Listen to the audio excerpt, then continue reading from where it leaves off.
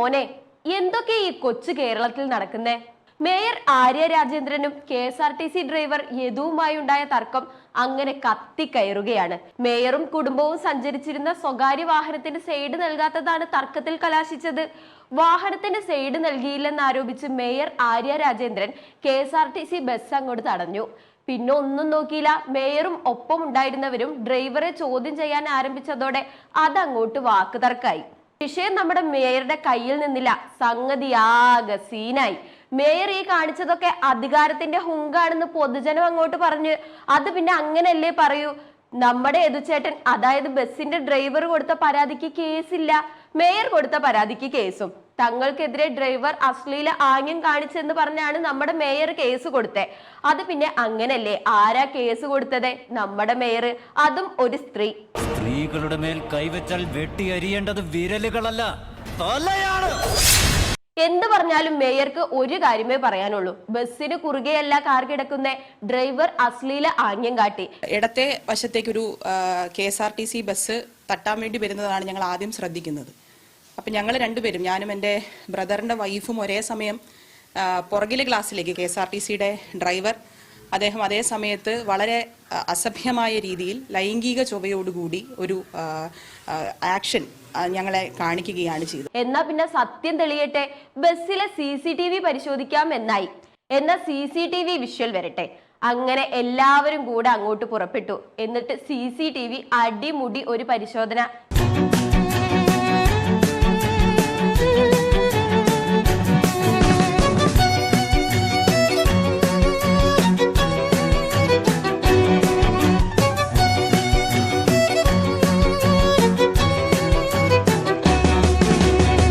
എന്നിട്ടോ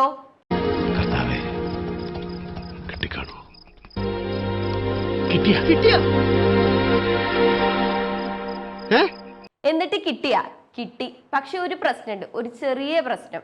memory card കാണുന്നില്ല. KSRTC ബസ്സിനുള്ളിലെ DVRന്റെ recording ഉള്ള മെമ്മറി കാർഡ് കാണാനില്ല എന്ന് പോലീസ് അറിയിച്ചു.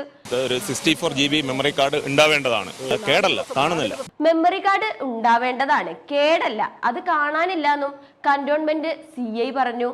കേടല്ല, കാണുന്നില്ല. അതിപ്പോ എവിടെ പോയി? ആവിയായി പോയോ? அதுல ஒரு கார்டு மாதிரி ஒன்று இருக்கும். அதுதான் நம்ம எடுக்கிற படம்லாம் பதியுதுன்னா அதை மட்டும் எடுத்து உடச்சு போட்டு ക്യാമറ എടുത്ത് വീട്ടിൽ വൈകുന്ന. എന്നാലും അതിപ്പോ എവിടെ പോയി എന്ന് നമുക്ക് യദുചേട്ടനോട് ചോദിക്കണ്ടേ? എനിക്ക് എടുത്ത് മാറ്റേണ്ട കാര്യമില്ല, എൻ്റെ ഭാഗത്ത് ന്യായമുണ്ട്. ഇനിയിപ്പോൾ ഞാൻ എടുത്ത് മാറ്റിയെന്ന് പറഞ്ഞാൽ എനിക്ക് വിഷയമില്ല. എന്താണെന്ന് വെച്ചാൽ ഞാൻ എടുത്ത് മാറ്റിയിട്ടില്ല. എടുത്ത് മാറ്റിയിട്ടുണ്ടെങ്കിൽ അത് റെക്കോർഡിൽ വരുമല്ലോ. എടുത്ത് മാറ്റാൻ വേണ്ടിയിട്ട് വരുന്നത് റെക്കോർഡിൽ വരുമല്ലോ. അപ്പോൾ കോടതി വഴി മൂവ് ചെയ്യുന്നതാണ് ബെറ്റർ എന്ന് തോന്നുന്നത്. അപ്പൊ ആർക്കും സംശയമൊന്നുമില്ലല്ലോ. പ്രതിഷേധങ്ങൾ തുടരട്ടെ.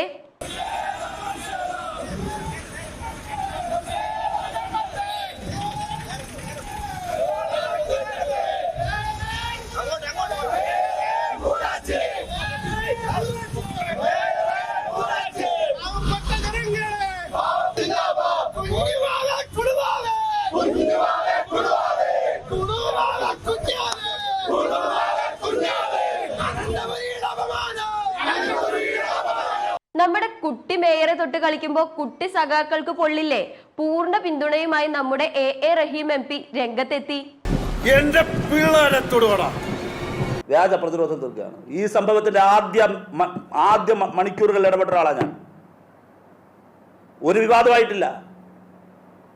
അർദ്ധരാത്രിയിൽ ആരെയോട് സംസാരിച്ച ആളാണ് ഞാൻ ഈ വിഷയത്തിൽ.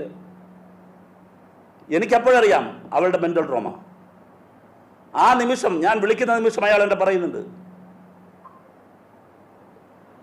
അവർക്ക് നേരിടേണ്ടി വന്ന അശ്ലീല ആംഗ്യഭാഷയെക്കുറിച്ച് ആദ്യ ഇൻസ്റ്റൻസിൽ എന്നോട് പറയുന്നുണ്ട്.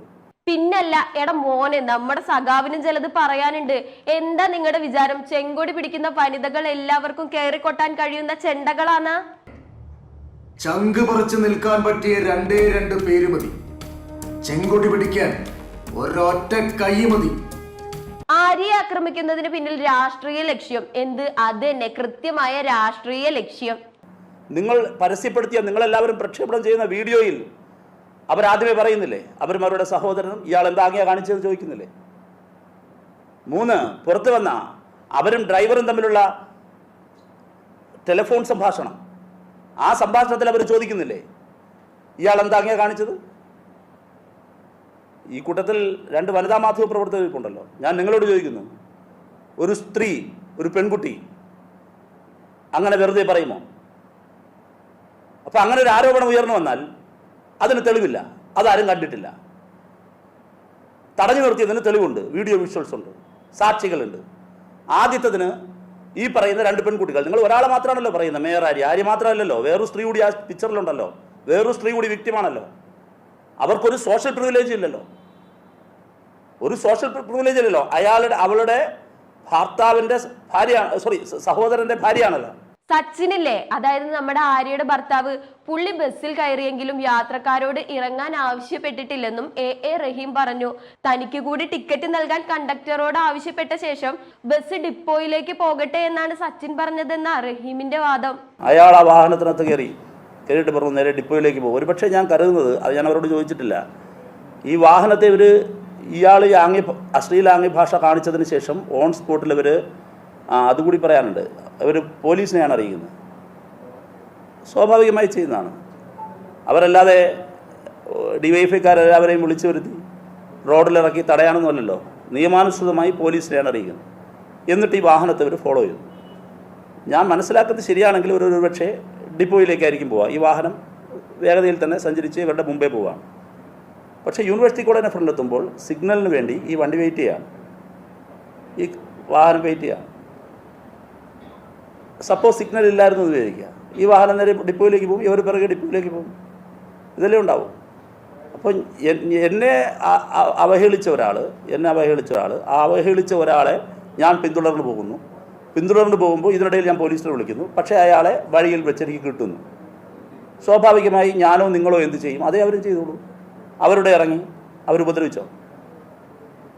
അവർ ഉപദ്രവിച്ചൊന്നുമില്ലല്ലോ. ഉപദ്രവിക്കാൻ വേണ്ടി ആരെങ്കിലും വിളിച്ചു കൂട്ടിയോ? ഇല്ലല്ലോ. അവർ നിയമം കയ്യിലെടുത്തോ? ഒന്നുമില്ല. അവർ ഫോൺ ചെയ്ത് പറഞ്ഞിരുന്ന പോലീസ് വരുന്നത് വരെ ഈ ഡ്രൈവറെ ഇവിടെ തടഞ്ഞു വെച്ചു. പോലീസ് വന്നപ്പോൾ പോലീസിന് കൈമാറി. നിങ്ങൾ ഇങ്ങനൊരു സംഭവം ഉണ്ടായാലും ഇത് ചെയ്യത്തില്ലേ? അതേ ചെയ്തുള്ളൂ. ഇതാണ് സംഭവിച്ചത്. അപ്പോൾ ഇതിനിടയിൽ വാഹനത്തിൽ കയറുന്നു. ഇയാൾ പറഞ്ഞ എന്താ സ്റ്റേറ്റ്മെൻറ്റ്? ഇയാൾ പറഞ്ഞത് എനിക്ക് കൂടി ഒരു ടിക്കറ്റ് തരണം, വണ്ടി നേരെ ഡിപ്പോയിലേക്ക് പോകും. ഇത്രേ പറഞ്ഞുള്ളൂ. ഇനിയിപ്പോ എന്ത് പറയാനാ? ആര്യക്ക് പൂർണ്ണ പിന്തുണ. മേയർ എന്ത് തെറ്റാണ് ചെയ്തതെന്നും റഹീം ചോദിച്ചു. ഇതിപ്പോ നമ്മൾ ആര് പറയുന്നതാ വിശ്വസിക്കുക? എവിടെയോ എന്തോ ഒരു തകരാറ് പോലെ. എന്നാലും ആ കാർഡ് എവിടെ പോയി? സത്യം മേയറുടെ ഭാഗത്തോ അതോ ഡ്രൈവറുടെ ഭാഗത്തോ? ആ കാണാതായ സംഭവത്തിൽ എന്തായാലും അന്വേഷണം ഊർജിതമാക്കി പോലീസ് ഇറങ്ങിയിട്ടുണ്ട്. ബാക്കി എന്താവുമെന്ന് നമുക്ക് കാണാട്ടോ. പക്ഷെ ഒരു കാര്യം മറക്കണ്ട മേയറെ, ഇതൊരു ജനാധിപത്യ രാജ്യമല്ലേ. Just remember that.